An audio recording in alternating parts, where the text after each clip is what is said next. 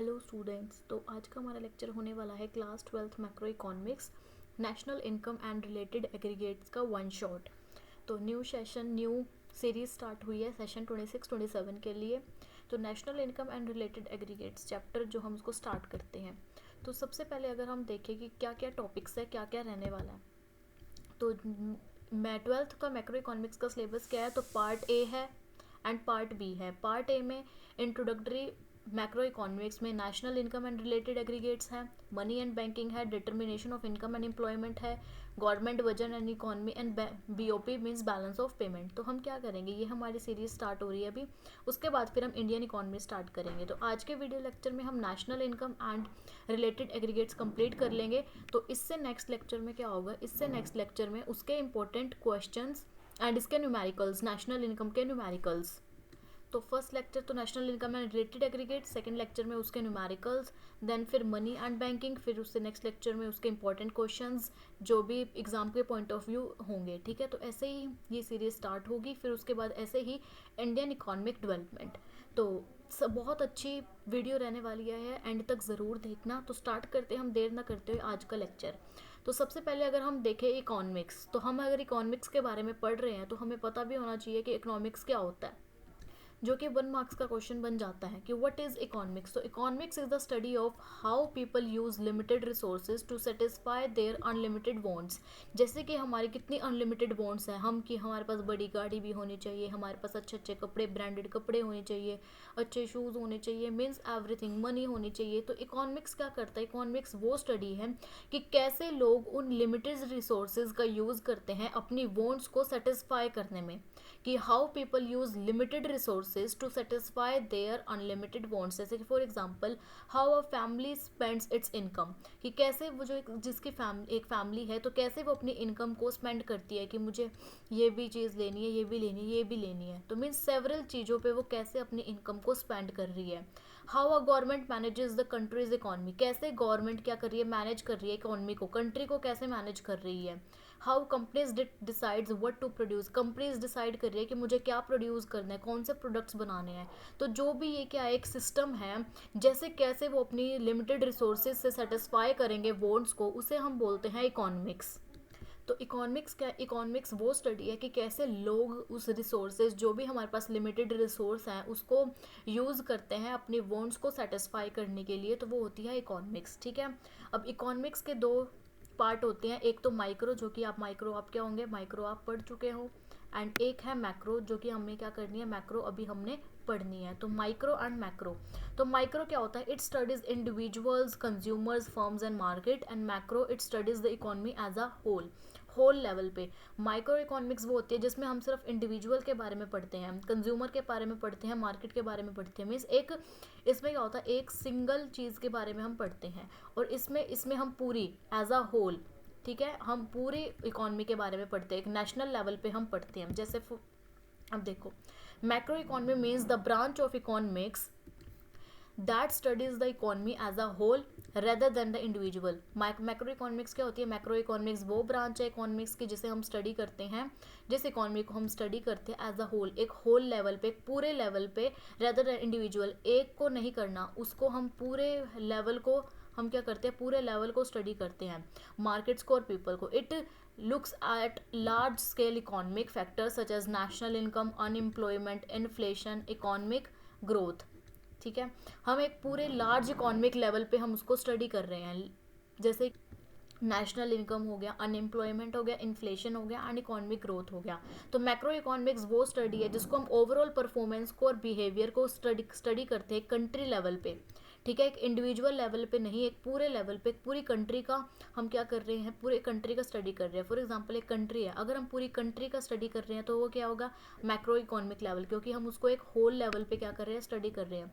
अगर हम स्पेसिफिक एक स्टेट का कर रहे हैं तो वो क्या हो जाएगा, उसे हम बोलेंगे कि एक ये क्या है, एक ये माइक्रो इकोनॉमिक्स है, मीन्स है कि इंडिविजुअल लेवल पे हम इसको सिंगल लेवल पे कर रहे हैं। अगर हम कंट्री को देखें और एक किसी स्टेट को या डिस्ट्रिक्ट को देखें तो वो हो गया macro economics and micro economics का कंसेप्ट।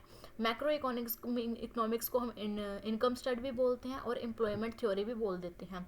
तो macro economics also known as income theory and macro economics is also known as employment theory. जैसे national income, total income of a country, ये मैक्रो इकोनॉमिक्स है, macro economics study करते हैं हम। Unemployment, people without jobs, inflation कितनी हो रही है कि चीज़ों का क्या बढ़ गया, दाम बढ़ गया, ठीक है, इन्फ्लेशन, प्राइजेस राइज हो गए, economic growth, increase in production and income, government की policies, physical and monetary policies. तो ये सब कुछ हम क्या करते हैं, ये सब कुछ हम मैक्रो इकोनॉमिक्स लेवल पे स्टडी करते हैं। तो अब आती है कंजप्शन गुड्स। कंजप्शन गुड्स कौन से गुड्स होते हैं? Consumption goods are those goods that are use directly by people to satisfy their wants and needs. Consumer जो कंजप्शन गुड्स को हम क्या बोलते हैं? कंजप्शन गुड्स को हम कंज्यूमर गुड्स भी बोल देते हैं, कंज्यूमर गुड्स, ठीक है।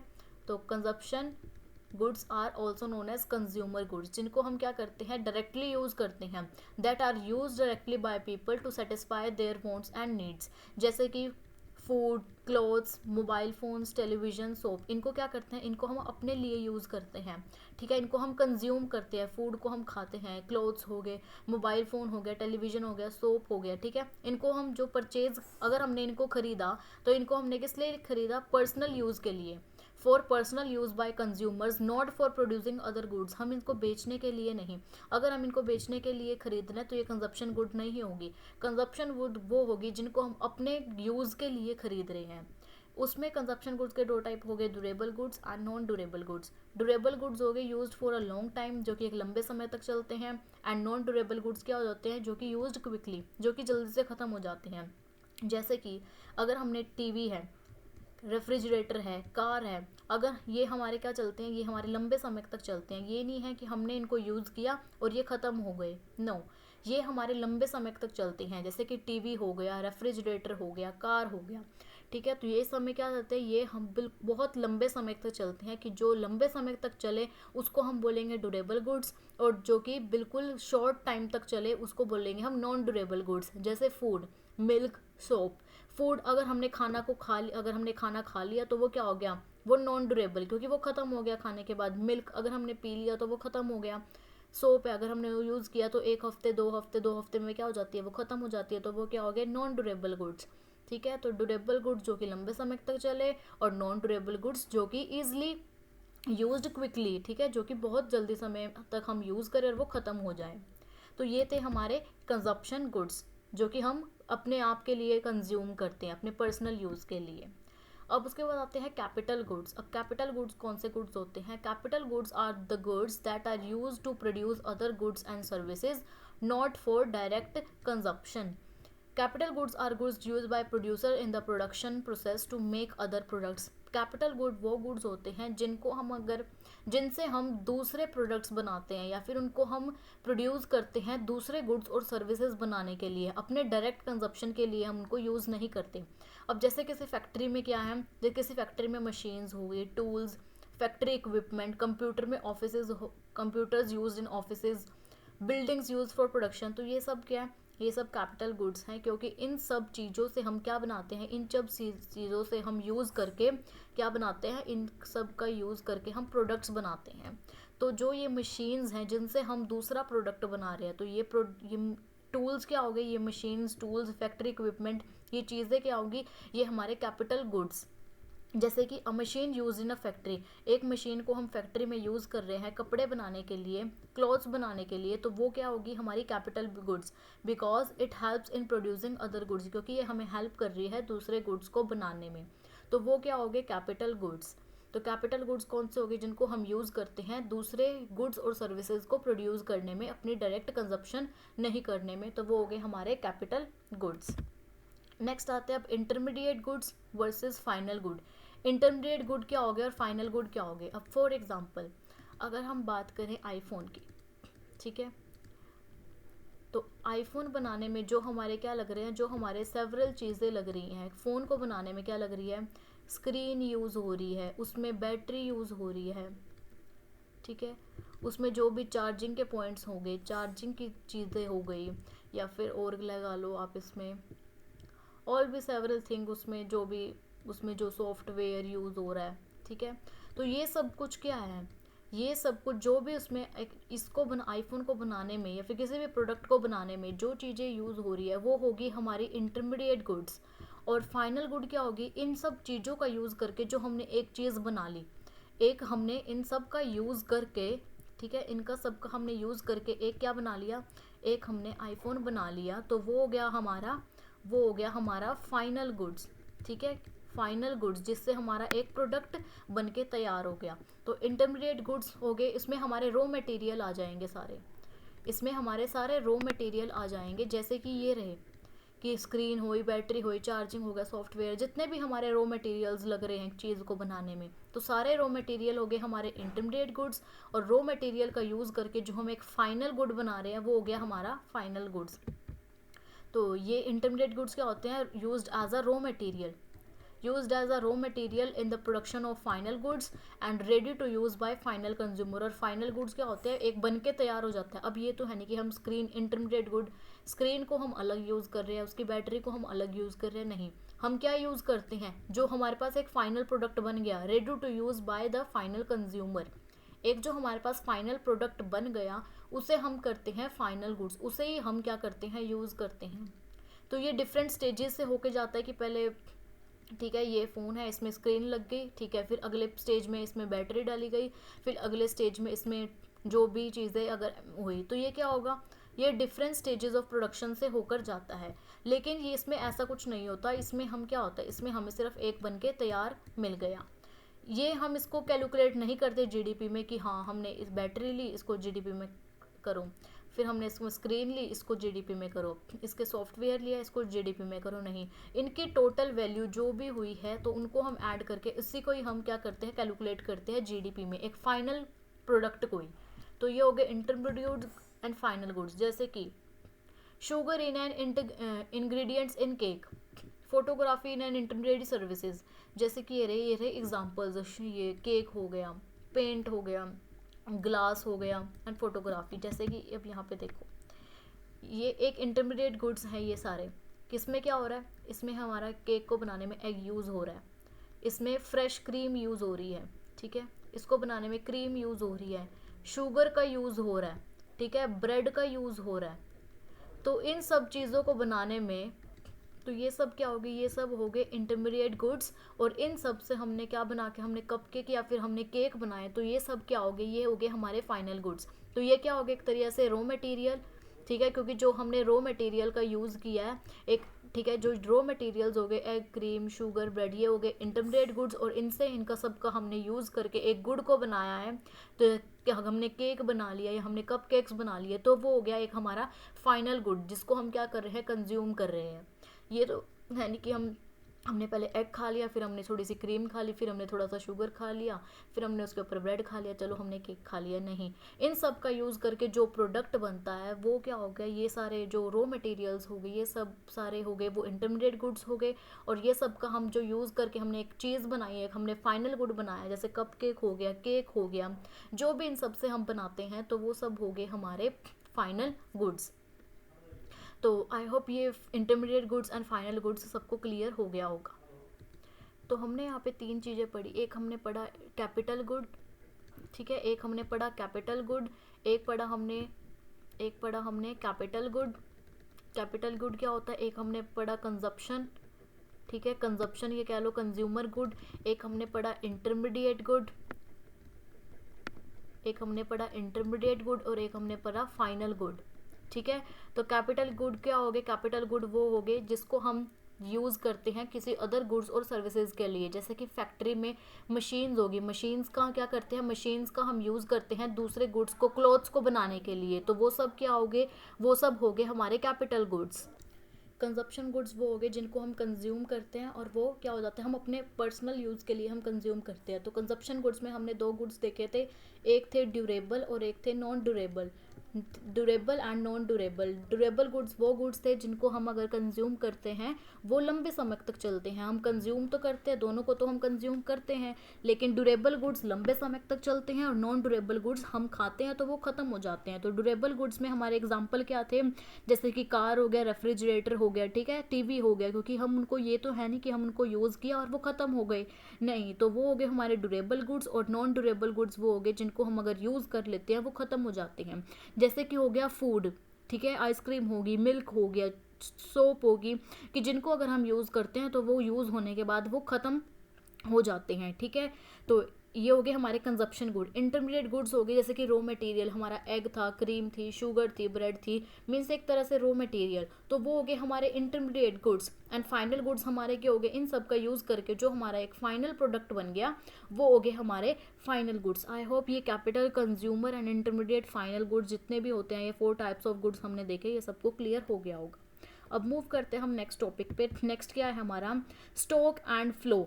अब स्टॉक क्या होता है एंड फ्लो क्या होता है। Stock refers to a quantity measured at a particular point of time. Stock वो हो गया, अगर हम जैसे पूछते हैं कि तुम्हारे पास अगर कोई भी बिजनेस करता है कि प्रोडक्ट्स बनाते हैं, भाई हमारे पास अभी कितना स्टॉक अवेलेबल है या कितना स्टॉक अब तुम्हारे पास पड़ा है कि हमें इतना चाहिए, तो स्टॉक क्या हो गया, एक quantity measured at a point of time. एक पॉइंट ऑफ टाइम पे जितनी हम क्वांटिटी को मेजर कर रहे हैं वो हो गया हमारा स्टॉक। एंड फ्लो क्या हो गया, फ्लो हो गया हमारा quantity measured over a period of time.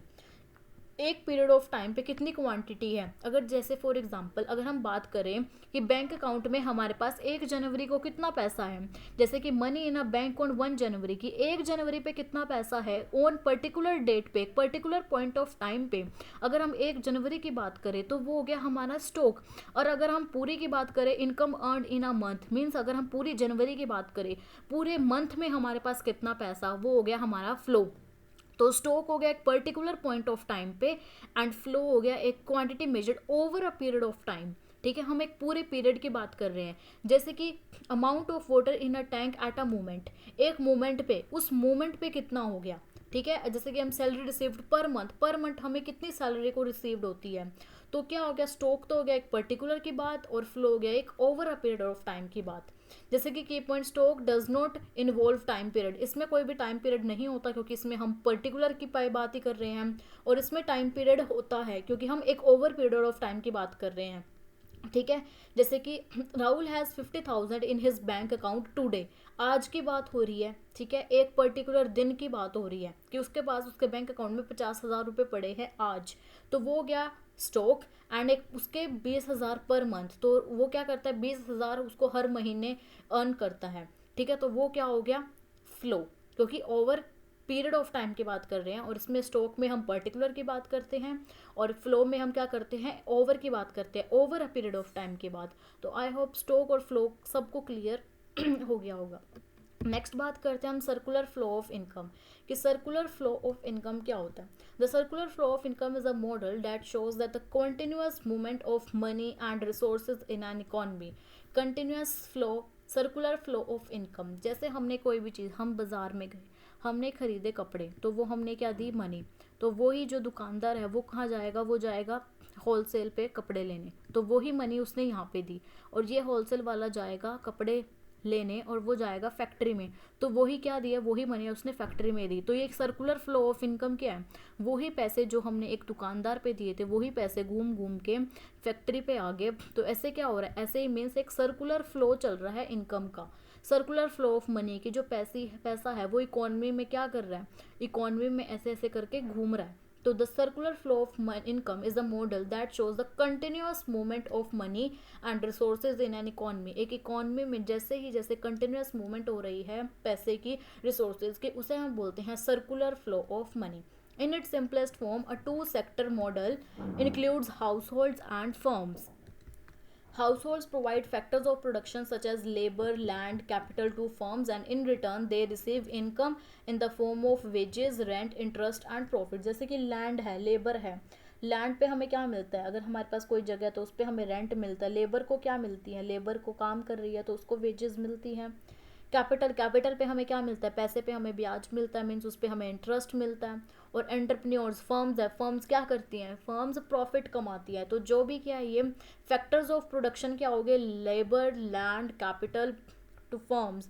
ठीक है, एंटरप्रेन्योर, इसमें हमें ये हो गए हमारे फैक्टर्स ऑफ प्रोडक्शन, और हमें फैक्टर ऑफ इनकम क्या रिसीव होती है इनसे, wages, rent, interest and profit.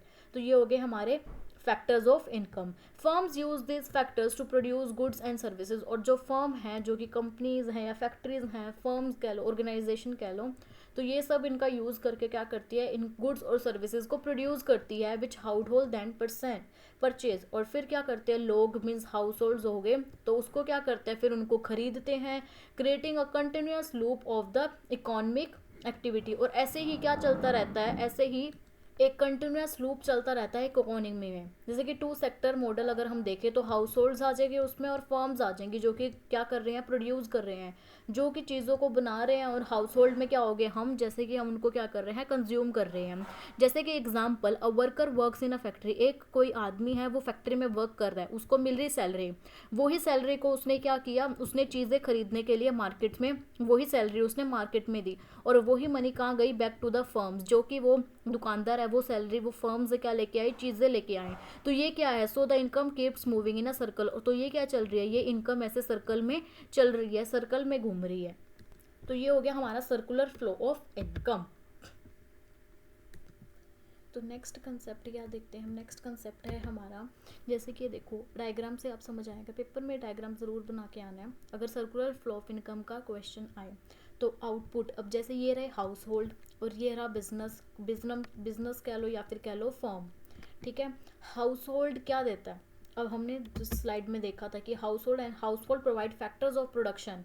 House hold क्या प्रोवाइड करता है, हाउस होल्ड प्रोवाइड करता है फैक्टर्स ऑफ प्रोडक्शन, ठीक है, factors of production, factors of production. और फैक्टर्स ऑफ प्रोडक्शन में हमने क्या देखा था, लैंड लेबर, लैंड हो गया, लेबर हो गया, और हमने क्या देखा था, land labour entrepreneur and income, income कह लो या फिर कह लो कैपिटल, कैपिटल को यूज करना है, ठीक है। तो लैंड पे हमें क्या मिलता है, लैंड पे हमें मिलता है रेंट, ठीक है, लैंड पे हमें मिलता है रेंट। लेबर को क्या मिलती है, लेबर को मिलती है वेजेस, सैलरी मिलती है, वेजेस मिलते हैं। एंटरप्रेन्योर, एंटरप्रेन्योर क्या कमाता है, प्रॉफिट कमाता है। और कैपिटल पे हमें क्या मिलता है, कैपिटल पे हमें इंटरेस्ट मिलता है, ब्याज मिलता है। तो ये हो गए हमारे फैक्टर्स ऑफ प्रोडक्शन, और ये हो गए हमारे जो वेजेस में ये income, wages, rent, interest and profits हैं। तो ये हो गए हमारे फैक्टर्स ऑफ इनकम। एक मिनट, अच्छे से लिखो, कैसे बनाना है आपको मैं बताती हूँ, एक मिनट, अच्छे से बनाना है इसको।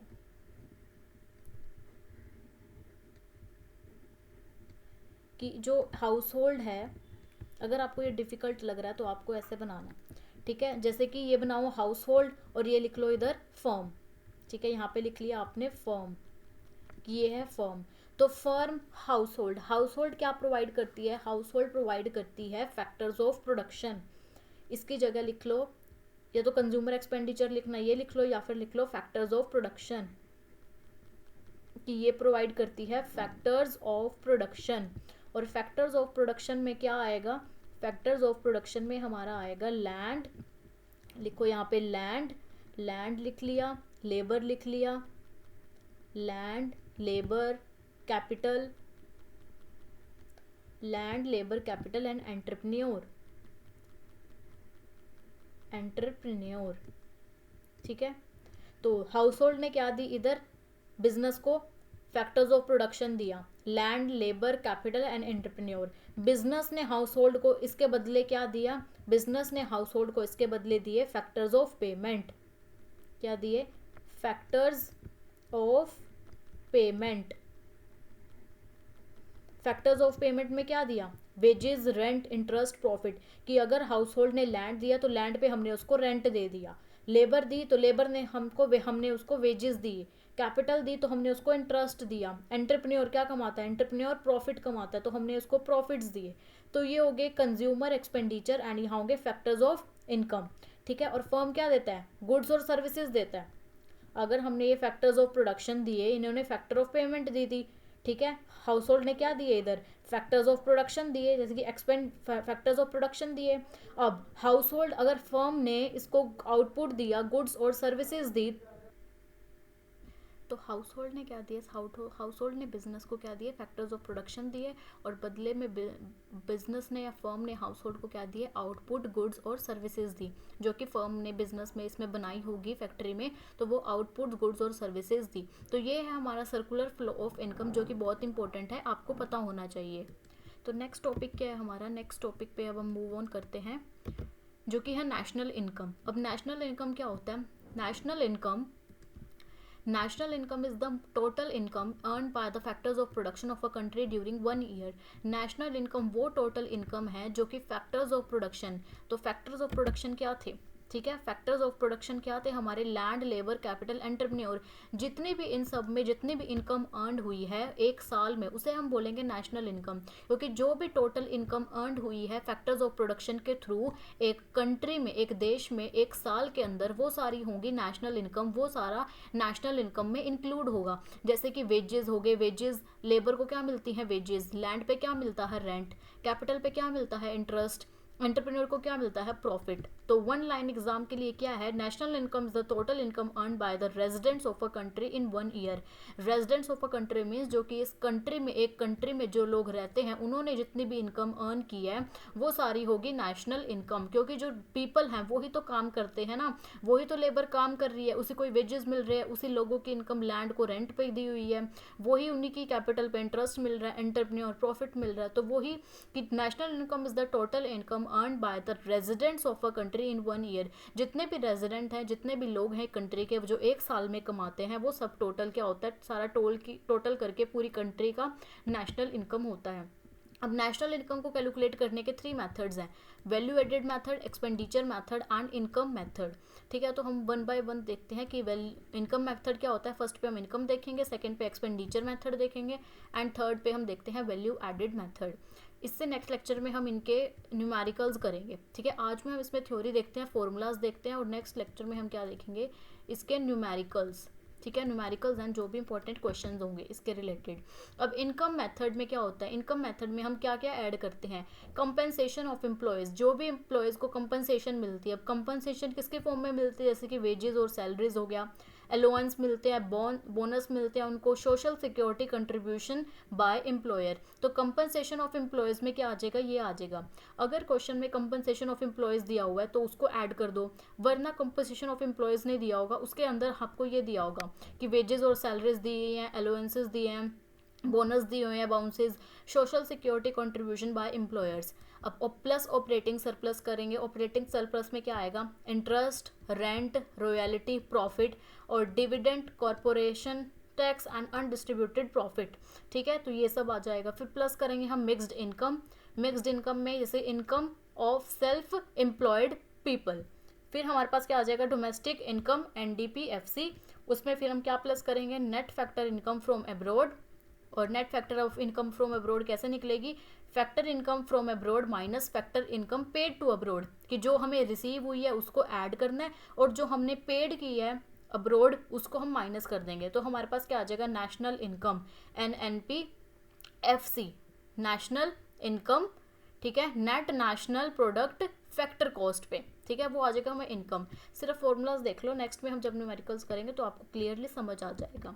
अब नेक्स्ट होता है एक्सपेंडिचर मेथड। एक्सपेंडिचर मेथड में क्या आएगा, सबसे पहले हम PFCE means private final consumption expenditure, फिर गवर्नमेंट फाइनल कंजप्शन एक्सपेंडिचर, फिर gross domestic capital formation.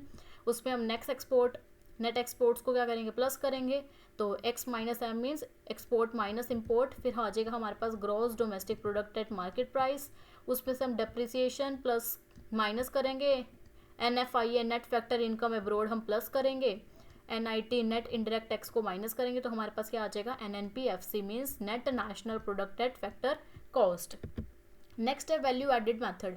Value added method में क्या होता है, value added is equals to value of output minus intermediate input.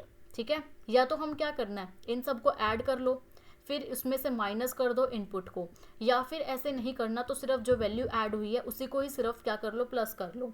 तो अगर हम क्या करते हैं, अगर हम इसको भी करते हैं, अगर फॉर एग्जांपल एक कॉटन है, कॉटन से हमें क्या बनानी है, कॉटन से हम यान बनाते हैं, यान से फिर हम उसका कपड़ा बनाते हैं। ठीक है, कपड़े से फिर हम क्या बनाते हैं, शर्ट। तो इसमें हमारे 100 रुपीज़ आउटपुट है, उसमें हमने 0 इनपुट। यान बनाने के लिए हमने उसमें से क्या करा, हमने 100 रुपये ऐड कर दिए तो हमारे पास 200 की होगी। फिर हमने उससे कपड़ा बनाया तो हमारे पास 200 का इनपुट लगा तो हमारे पास 400 का आउटपुट हो गया। फिर उसमें क्लॉथ से हमें शर्ट बनाई तो 400 का इनपुट हुआ और 800 रुपये क्या लगे, आउटपुट हो गया। तो 800, 400, 200, 100 इन सबको अगर हम प्लस करते हैं तो हमारे पास क्या आएगा, 1500। और इसमें से अगर हम इनपुट माइनस करते हैं 700 तो हमारे पास क्या आ जाएगा 800। ठीक है, या तो आउटपुट में से इनपुट माइनस कर लो या फिर जो वैल्यू ऐड हुई है सिर्फ उसको प्लस कर लो। यहाँ पे क्या थे 100 रुपये, तो 100 रुपये, 400 है 200, कितने हमारा वैल्यू ऐड हुई है 100। 200 से 400 में कितनी वैल्यू ऐड हुई है 200। 400 से 800 में कितनी वैल्यू ऐड हुई है 400, तो इनको प्लस कर लो तो आ गया 800। या तो आउटपुट में से इनपुट को माइनस कर दो या फिर सिर्फ वैल्यू ऐड को ही क्या कर दो प्लस कर दो। तो अगर हम इसको सिर्फ हम आउटपुट को करते हैं तो क्या होगी 1500 आ रहा है हमारे पास, तो वो हमारे पास क्या हो जाती है डबल काउंटिंग, कि कॉटन को हम यहाँ पे भी ऐड कर रहे हैं, यहाँ पे भी, यहाँ पे भी, यहाँ पे, तो डबल काउंटिंग हो जाएगी। तो double counting occurs when the value of intermediate goods is counted more than once, कि जो वैल्यू है इंटरमीडिएट गुड्स की, इंटरमीडिएट गुड्स कौन से हो गए कि कॉटन ये हो गए, इसमें बार बार काउंट हो रही है। एक शर्ट को बनाने में हमने कॉटन यूज़ किया, यान यूज़ का, क्लॉथ, ठीक है, तो इसमें क्या बार बार यूज़ हो रहा है, तो वो क्या हो गया डबल काउंटिंग हो गया। तो इसको अवॉइड करने के लिए we must only count the value of final goods, सिर्फ हम क्या करेंगे वैल्यू ऑफ फाइनल गुड्स, सिर्फ फाइनल गुड की हम वैल्यू को ऐड कर लेंगे, ताकि क्या हो प्रॉब्लम ना हो डबल काउंटिंग की। ठीक है, फाइनल गुड्स और sum the value added at each step, की कितनी वैल्यू ऐड हुई है ईच स्टेप पे, या तो उसको कर लो या फिर आउटपुट में से इनपुट माइनस कर लो, जो 800 आया इसको कर लो। तो डबल काउंटिंग की जो है ये स्टेज, ये हमारे पास ये अकर नहीं होगी। ठीक है, तो लॉजिक क्या है, we will simply added the total output value of each से, जैसे कि 100, 200, 400, 800, तो टोटल वैल्यू क्या आ गई 1500, जो कि इनकोरेक्ट है, because the value of the cotton is counting multiple times. Cotton की काउंट हमने यहाँ पे भी कर ली, यहाँ पे भी कर ली, यहाँ पे भी, यहाँ पे भी, तो क्या होगी यहाँ से हमारी डबल काउंटिंग होगी। तो करेक्शन क्या है, we sum only the value at each stage, तो 100, 100, 200, 400, तो क्या आ गया 800। सिर्फ जो हमने इस पे ऐड की है, जो हमने सिर्फ इस पे ऐड की है वैल्यू, हम सिर्फ उसको ही करेंगे। ठीक है, तो ये आगे हमारे पास वैल्यू एडेड मेथड। तो हमारे पास तीन कौन कौन से थे, income method, expenditure method and value added method. सिर्फ इसके फॉर्मूलाज देख लो कि हमें कैसे करना, जब हम न्यूमेरिकल्स करेंगे नेक्स्ट लेक्चर में तो आपको बिल्कुल भी समझ आ जाएगा। अब एग्रीगेट्स ऑफ नेशनल इनकम क्या है, aggregates of national income includes all the terms determination of income for a country whether in और आउटसाइड, या तो कंट्री में जो आ रहा है NFIA, ठीक है, NFIA, या फिर NFIA means net factor income to abroad कह लो, या फिर net factor income in abroad कह लो।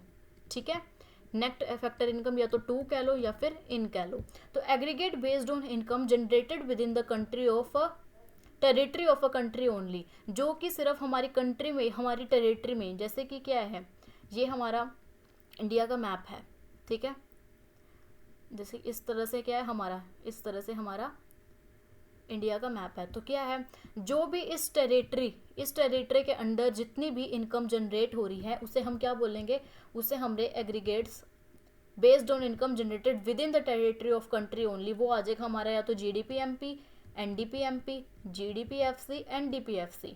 ठीक है, GDP MP, GDP FC, NDP MP, NDP FC। ठीक है, और aggregates based on income generated with in and outside the territory of a country, या तो विद इन लगा लो इस टेरिटरी के अंदर या फिर इस टेरिटरी के बाहर, कि जो इंडिया के लोग हैं वो क्या है फॉरेन में भी बैठे हैं, जैसे कि आपके भाई बहन कोई भी फॉरेन में होगा तो वो आता तो इनकम वो भेजते तो इंडिया में ही है ना, तो या तो कह लो आउटसाइड द टेरिटरी या फिर विद इन द टेरिटरी, तो वो सब क्या आ जाएगी GNP MP, GNP FC, NNP MP and NNP FC। ठीक है, तो ये सब आ जाएंगी। तो जैसे ग्रोस से अगर हमें नेट कंसेप्ट ये दिया है, अगर ग्रोस क्या होता है, gross means including depreciation, gross में इंक्लूड होती है डेप्रिसिएशन, और नेट में क्या होती है, नेट में एक्सक्लूड होती है, मींस माइनस होती है डेप्रिसिएशन।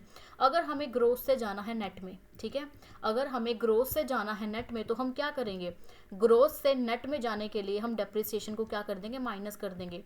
आप इस तरीके से याद कर सकते हो कि ग्रोस कितने वर्ड्स का है, 5 वर्ड्स का है, और यहाँ पे नेट क्या है, नेट 3 लेटर्स हैं, तो 5 से अगर हमें 3 पे जाना है तो हमें क्या करना पड़ेगा, माइनस।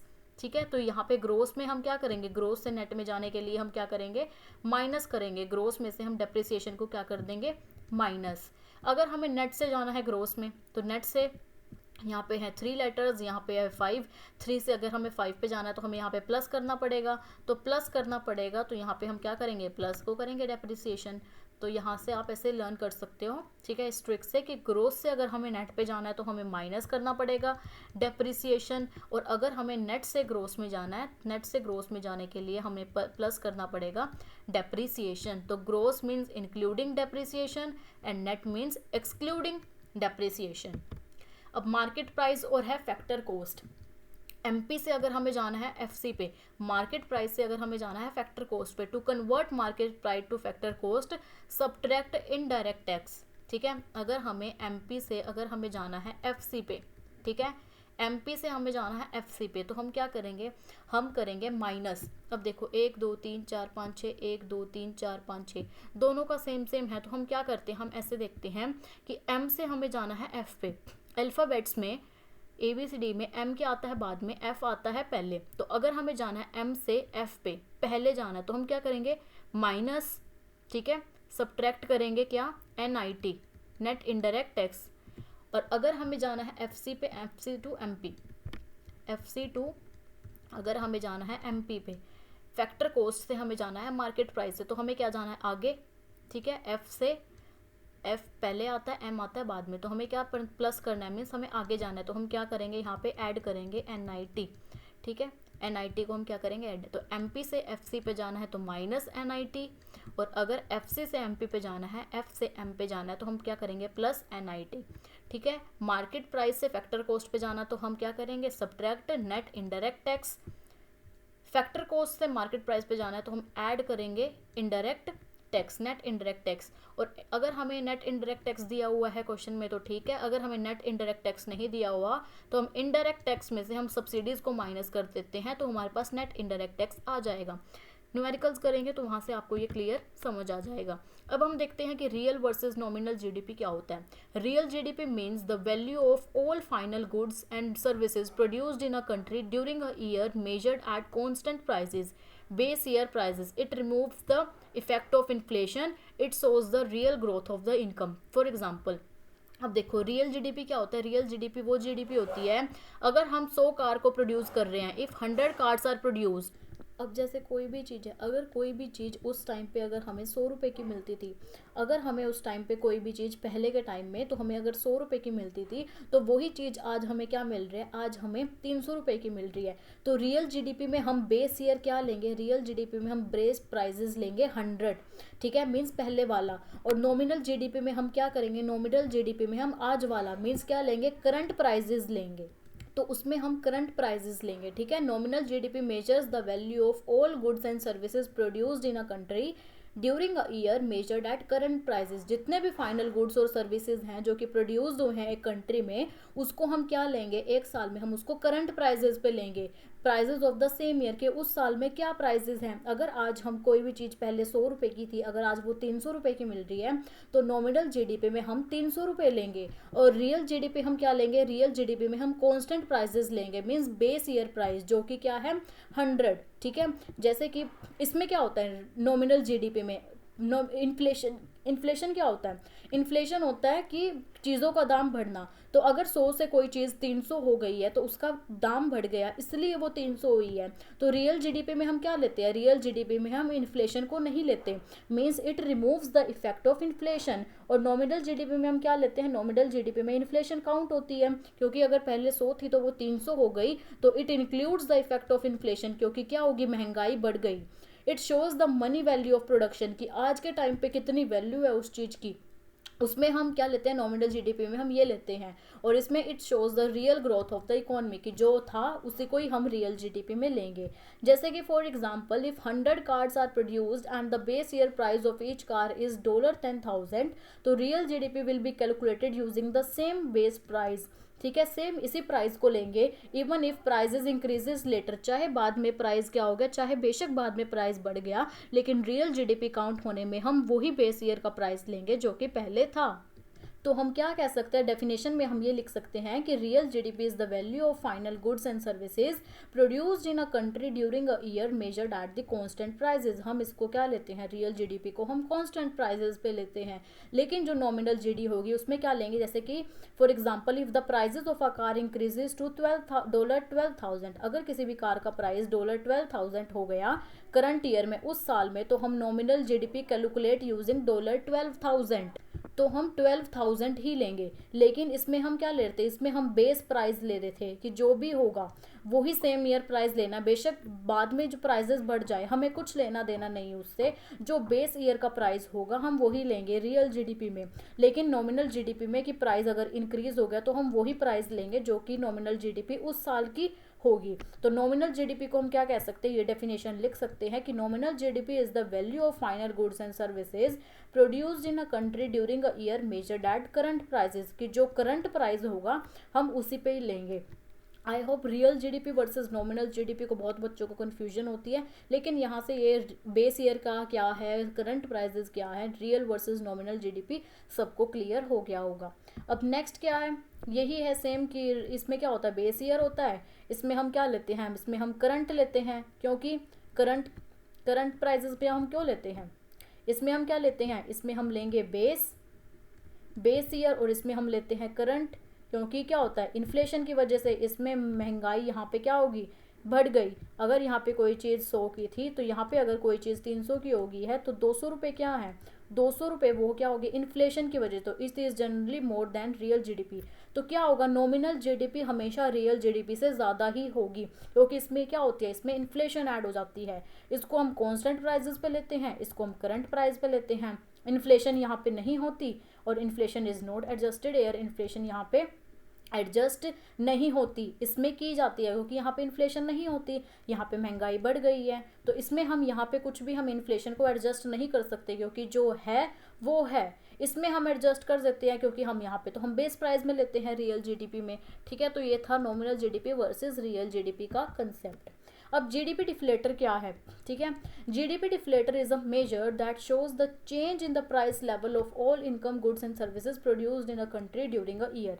जैसे कि अभी हमने देखा था कि जो 100 रुपये की चीज़ है वो कितने की होगी, 300 की होगी बाय चांस, ठीक है, क्योंकि ये हमारा था रियल जीडीपी और ये था हमारा नॉमिनल। तो रियल जीडीपी नॉमिनल जीडीपी, 100 से कोई चीज़ अगर 300 की हो गई है तो बीच में ये 200 रुपये का जो है इसको ही चेक करने के लिए हम क्या यूज़ करते हैं, जीडीपी डिफ्लेटर। तो जीडीपी डिफ्लेटर का फॉर्मूला है GDP deflator is equals to nominal GDP by real GDP into 100। तो जीडीपी डिफ्लेटर क्या होगा, जीडीपी डिफ्लेटर को हम मेजर इसलिए करते हैं कि क्या चेंज आया प्राइस लेवल में फाइनल गुड्स और सर्विसेज का, कि क्या चेंज आया प्राइस लेवल में गुड्स और सर्विसेज का, कि 100 से अगर 300 आया है तो अगर ये 200 हमें देखना है तो इसका ही हम क्या यूज़ करते हैं, जीडीपी डिफ्लेटर का, ये ऐड करने के लिए कि कितना यूज़ हुआ है इन्फ्लेशन का, कितनी इन्फ्लेशन हुई है, कि अगर 100 से 300 चीज़ होगी तो कितनी हुई है, 200 की क्या हुई है, 200 की इन्फ्लेशन। तो इसी को ही चेक करने के लिए हम क्या करते हैं, जीडीपी डिफ्लेटर का यूज़ करते हैं। तो एक्सप्लेनेशन क्या होगी इसके, if the GDP deflator increases, अगर जीडीपी डिफ्लेटर क्या हो रहा है, इंक्रीज हो रहा है, तो it means prices in the economy are rises, की चीज़ों के दाम बढ़ रहे हैं, तो मीन्स क्या है उसमें इन्फ्लेशन है। और अगर जीडीपी डिफ्लेटर क्या कर रहा है, अगर जीडीपी डिफ्लेटर डिक्रीज कर रहा है तो मतलब कि चीज़ों के दाम क्या है, वो गिर रहे हैं, it means prices are falling, तो वो क्या होगा, डिफ्लेशन। तो जीडीपी डिफ्लेटर क्या होता है कि जो रियल जीडीपी से नॉमिनल जीडीपी में जितना चेंज आया है price level of all final goods and services, वो होता है जीडीपी डिफ्लेटर, उसको मेजर करना। अब जीडीपी एंड वेलफेयर, अब हम यहाँ से देखते हैं कि अगर जीडीपी इंक्रीज हो रही है तो क्या उससे कंट्री का वेलफेयर भी इंक्रीज हो रहा है, ठीक है, हमें ये देखना है, ये भी इंपॉर्टेंट क्वेश्चन आएगा कि क्या जीडीपी अगर इंक्रीज होती है तो क्या वेलफेयर भी इंक्रीज हो रहा है। तो welfare means economic wellbeing and standard of living of people. तो वेलफेयर क्या होता है, वेलफेयर का मतलब ये है कि जो हमारी इकोनॉमिक वेलबींग है और हमारा स्टैंडर्ड ऑफ लिविंग है, कितना लग्जरी हम जी रहे हैं, ठीक है। अगर कंट्री की जीडीपी इंक्रीज हो रही है तो क्या हमारा उससे वेलफेयर भी इंक्रीज हो रहा है, तो वो देखना है हमें कि GDP is often use to measure a country welfare but GDP does not fully reflect welfare. ठीक है, हम मान लेते हैं कि अगर मान लेते हैं कि कंट्री की जीडीपी इंक्रीज हो रही है तो उससे तो वेलफेयर भी इंक्रीज होगा, बट लेकिन ऐसा नहीं है, कि अगर जीडीपी इंक्रीज हो रही है कंट्री की तो क्या उससे वेलफेयर भी इंक्रीज होगा, तो नहीं। ठीक है, अब जैसे कि डिस्ट्रीब्यूशन ऑफ इनकम, जीडीपी में increase but if income is unequally distributed welfare में नॉट इम्प्रूव। ठीक है, अगर हम डिस्ट्रीब्यूशन ऑफ इनकम लेते हैं कि क्यों परफेक्टली वेलफेयर मेजर नहीं किया जाता, अगर हम इनकम का डिस्ट्रीब्यूट लगाएं, ठीक है, तो जीडीपी इंक्रीज, ठीक है, जीडीपी इंक्रीज होगी अगर हम लोगों में पैसा बांटते हैं। तो अगर किसी पे इक्वली डिस्ट्रीब्यूट नहीं हुआ वो, ठीक है, if income is unequally distributed, अगर वो अनइक्वल डिस्ट्रीब्यूट हुई तो उससे वेलफेयर इंप्रूव होगा नहीं, ज़रूरी नहीं है कि उससे वेलफेयर इंक्रीज होगा। Non market activities, activities like household work and voluntary services are not included in GDP but they increase welfare. अब जैसे घर में काम करते हैं, उससे क्या, घर में तो काम करना ही है रोज, तो क्या उससे जीडीपी इंक्रीज हो रही है, नहीं, लेकिन उससे हमारा वेलफेयर तो इंक्रीज हो रहा है, हम अच्छा लिविंग, हम घर में हम अच्छे से रह रहे हैं। तो जो भी एक्टिविटीज़ होगी कि हाउस होल्ड वर्क हो गया, वॉलेंट्री सर्विसेज होगी, वो हम उसको इंक्लूड नहीं करते जीडीपी में, लेकिन उससे क्या होता है, उससे वेलफेयर तो इंक्रीज होता है, लेकिन हम उसको जब जीडीपी में हम इनको इंक्लूड करते ही नहीं हैं। अब जैसे होगी externalities, GDP does not consider pollution. अब कितना पोल्यूशन बढ़ रहा है, ठीक है, उससे पोल्यूशन से हमारा वेलफेयर क्या हो रहा है, इंक्रीज हो रहा है। फैक्ट्रीज बन रही है, ठीक है, इंडस्ट्रीज बन रही है, काम चल रहा है, ठीक है, बहुत अच्छा है, काम चल रहा है, उससे क्या हो रहा है, उससे जीडीपी तो इंक्रीज हो रहा है, पैसा आ रहा है, वो कमाई कर रहे हैं, पैसा आ रहा है, तो वो क्या हो रहा है, जीडीपी तो कंट्री की इंक्रीज हो रही है, लेकिन क्या उससे हमारा वेलफेयर भी इंक्रीज हो रहा है, लोगों का वेलफेयर इंक्रीज हो रहा है, नहीं हो रहा, क्योंकि उससे तो लोगों के लिए पोल्यूशन बहुत ज़्यादा क्रिएट हो रहा है, एनवायरनमेंट बहुत ज़्यादा डैमेज हो रहा है, ठीक है, तो उससे हमारा वेलफेयर तो नहीं हो रहा, विच रिड्यूस वेलफेयर। ठीक है, quality of life, GDP does not measure health, GDP हमारी हेल्थ को मेजर नहीं करता, एजुकेशन को मेजर नहीं करता, हैप्पीनेस को, लीजर टाइम को, इन सब को मेजर नहीं करता। ठीक है, तो ये क्या होता है, इन सब से हम देख सकते हैं कि जो जीडीपी और वेलफेयर में हम नहीं कह सकते कि अगर जीडीपी इंक्रीज हो रही है तो उससे वेलफेयर भी इंक्रीज होगा, और इसका वाइस वर्सा कि अगर वेलफेयर इंक्रीज हो रहा है तो जीडीपी इंक्रीज होगी, नो। ठीक है, इससे हम नहीं कह सकते। तो ये जो हमने एग्जाम्पल्स देखे हैं, ठीक है, तो यहाँ से ये था हमारा लास्ट टॉपिक, ठीक है, जीडीपी एंड वेलफेयर का। तो यहाँ से हमारा जो हमारा चैप्टर था, ये हमारा टॉपिक था सेशन 26-27 के लिए क्लास 12 मैक्रो इकोनॉमिक्स का national income and related aggregates. I hope ये सबको क्लियर हो गया होगा। अब इसके न्यूमेरिकल्स होंगे और जो भी इंपॉर्टेंट क्वेश्चंस होंगे पेपर के पॉइंट ऑफ व्यू, वो हम क्या करेंगे नेक्स्ट लेक्चर में। आई होप सबको national income and related aggregate सबको क्लियर हो गया होगा, कोई डाउट ना बचा होगा। अगर कोई भी डाउट रहता है तो आप मुझे कमेंट सेक्शन में पूछ सकते हैं। लाइक करें, अपने फ्रेंड्स को भी शेयर करें एंड सब्सक्राइब करना ना भूलें अगली वीडियो देखने के लिए। ठीक है, प्लेलिस्ट बन जाएगी, उसमें ही हर एक प्लेलिस्ट की national income and related aggregates, फिर नेक्स्ट वीडियो उसके लेक्चर के अकॉर्डिंग कि उसके न्यूमेरिकल्स क्या होंगे और उसके इंपॉर्टेंट क्वेश्चंस क्या होंगे। फिर नेक्स्ट टॉपिक जैसे है मनी एंड बैंकिंग है तो मनी एंड बैंकिंग पढ़ेंगे, और उसे नेक्स्ट लेक्चर में हम क्या करेंगे, उसके इंपॉर्टेंट क्वेश्चंस, जो भी उसके इंपॉर्टेंट क्वेश्चंस बनेंगे पेपर के पॉइंट ऑफ व्यू, हम उसको कवर करेंगे। तो आई होप सबको ये लेक्चर बहुत अच्छा लगा होगा। अपने रिव्यूज़ ज़रूर दें, कोई भी अगर डाउट हो तो आप मुझे कमेंट सेक्शन में पूछ सकते हैं। एंड अगर वीडियो को अच्छी लगी हो तो अपने फ्रेंड्स को भी शेयर करें, लाइक करें एंड सब्सक्राइब करना ना भूलें। Thank you.